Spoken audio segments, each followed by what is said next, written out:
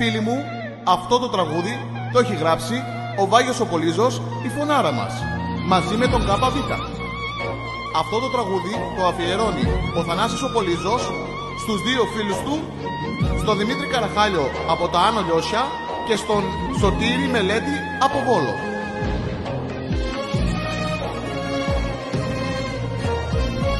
Στούντιο ΚΒ και η τρέλα συνεχίζεται στο φου.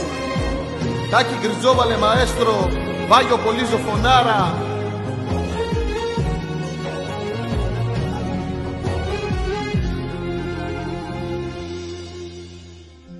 Πρέπει τα γαβές μάντα τα βες παλαιά θε σ' τα λαφιά βαγερδά την πίστρας λένα μενσάρε άμαρο εγωισμός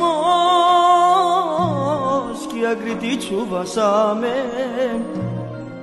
αφού νοτού είδαμε τη συνάμ πληγωμένσο ζωή κέρασα εμχώρη με ατσάσα του είπα κερδάν καβάς πάντα μαζί ακανά μου κλάρμαν κορκορί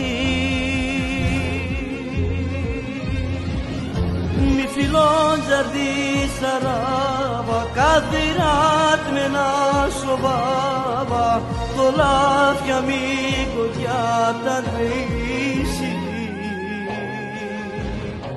μπουτιά και να τζάβα μόνο του ναι με μαγκάβα αλλά του τα βουτερέσα εγωισμό μαγκάβα του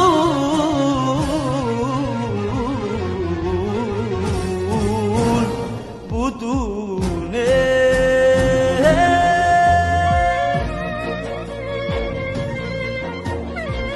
Αυτό το τραγούδι είναι αφιερωμένο στο Θωμά το Καμπέρι από Θεσσαλονίκη και ο Θωμάς ο Καμπέρης το αφιερώνει στη Φουσκετίτσα και επίσης είναι αφιερωμένο στο Δημήτρη Λάζο από Τύρναβο. Γεια σου Σταματάκη Παντή. Αυτό το τραγούδι είναι αφιερωμένο στο Βαγγέλη Καραγκούνη από Φάρσαλα και στον Μιχάλη Καραγκούνη τον όμορφο από Φάρσαλα.